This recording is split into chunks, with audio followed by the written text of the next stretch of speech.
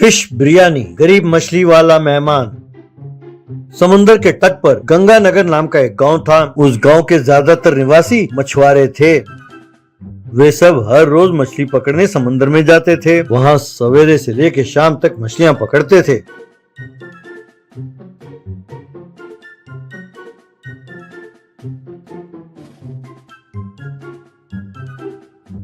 शाम को वो बाजार लेके जाते और वहाँ पर मछली बेचने वालों को ये मछलियाँ बेचते।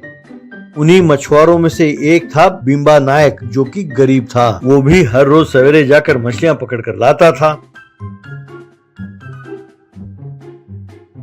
उसकी पत्नी जो खाना बांध कर देती थी, दोपहर को वो वहीं खाता था।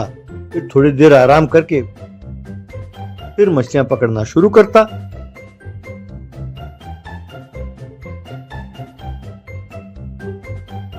फिर पकड़े हुए मछलियों को शाम को बाजार में बेच के जो पैसे मिलते वो अपने पत्नी को लाकर देता था। इतवार के दिन कोई भी मछली पकड़ने नहीं जाता था। उस दिन भीमला घर पर ही रहता था और मछली पकड़ने वाले जाल को ठीक करता रहता था। उसकी पत्नी फिश बिरयानी बनाती थी।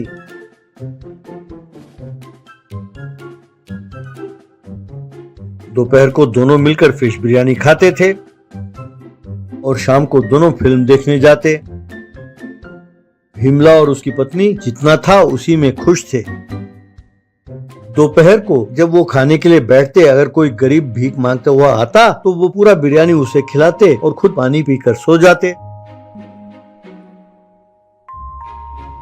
जब वो फिल्म देखने जाते, अगर कोई भिखारी उनसे पैसे मांगता, वो उसे पैसे देकर बिना फिल्म देखे घर लौट जाते। उनका दिल इतना बड़ा था। एक इतवार को भीमला अपने घर के बाहर जाल को ठीक कर रहा था और उसकी पत्नी घर के अंदर बिरयानी बना रही थी। तभी दो गाड़ियां आकर उनके घर के बाहर रुकी।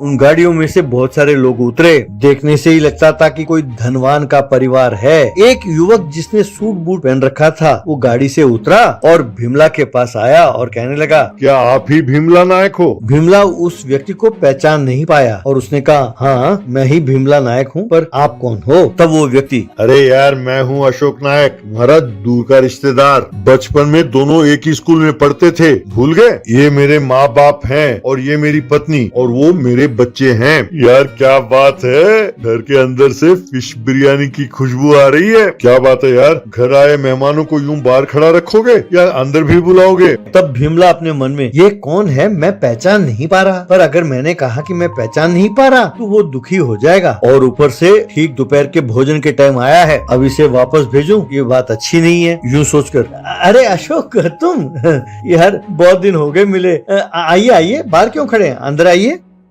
भीमला अंदर आया और उसने इन सबको अपनी पत्नी से परिचय कराया। अरे भगवान, मैं कहता था ना कि मेरा दूर का रिश्तेदार अशोक है, वो यही है, ये उसका परिवार है, सबके लिए खाना लगाओ।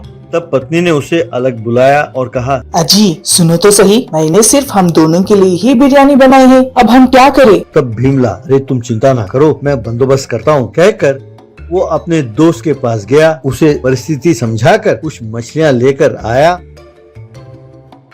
और अपने पत्नी को दिया। उसने फटाफट फिश बिरयानी बनाई।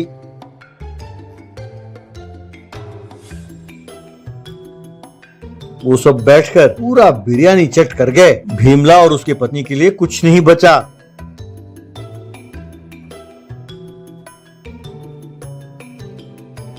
अशोक, अरे वाह यार, क्या स्वाद है ये बिरयानी। अरे ऐसी बिरयानी मैंने जिंदगी में कभी खाया ही नहीं यार। सबने उस बिरयानी की प्रशंसा की।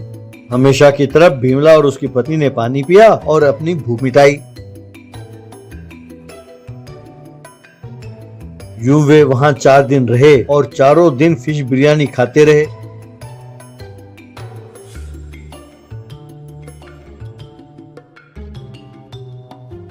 चौथे दिन अशोक, यार भीमला भाई, हम तुम्हारे अतिथि सेवा के लिए सर झुकाते हैं। वैसे मैं जिस काम से आया था वो तो बता दूं। अगर तुम मान जाओ तो मैं यहाँ एक मछलियों का गोदाम बनाता हूँ। खर्चा सारा मेरा होगा, बस तुम्हें उसकी देखभाल करनी होगी और जो लाभ होगा उसमें मैं तुम्हें हिस्सा दूंगा। मानो महीने का 5 लाख रुपए तो मिल ही जाएंगे तुम्हें। कुछ दिन पहले फोन पर तुम्हें सब कुछ बताया तो था। तब भीमला, अशोक जी आप गलत समझ रहे हैं। आप जिस भीमला नायक के बारे में बात कर रहे रहे हैं वो मैं नहीं हूँ, माफ कीजिए। तब अशोक हैरान होकर, तुम भीमला नायक नहीं हो? तो गलती कहाँ हो गई? यूँ सोच ही रहा था कि तभी भीमला, अशोक जी लगता है आप भीमा नायक के लिए आए थे, मैं उसे जानता हूँ, जरा ठहरिए मैं उसे बुलाकर लाता हूँ। यूँ कहकर वो जाकर भीमा नायक को बुलाकर ले आया। भीमा नायक और अशोक ने एक दूसरे को पहचाना और आपस में बात करने लगे। भीमा नायक, भीमला, मेरे वजह से तुम्हें तकलीफ उठानी पड़ी यार, बुरा ना मानना। तब भीमला, अरे इसमें कौन सी बात है यार, घर आया कोई भी हो वो हमारे लिए मेहमान है, और कहते हैं ना कि मेहमान भगवान का रूप होता है, इसीलिए अशोक और उनके परिवार वालों की हमने खूब सेवा की। तब अशोक, वाकई भीमला तुम बहुत बड़े दिल वाले हो। अगर तुम्हें एतराज ना हो तो भीमा नायक के साथ तुम भी मिल जाओ और गोदाम चलाना शुरू करो, तुम्हें भी अच्छा लाभ मिले, मैं ऐसा प्रबंध करता हूँ। तब भीमला नायक और भीमा नायक खुशी से अशोक और उसके परिवार वालों को प्रणाम किया। इस तरह भीमा नायक और भीमला नायक ने मिलकर वहाँ गोदाम लगाया और मछलियों को एक्सपोर्ट करते हुए अच्छे पैसे कमाने लगे।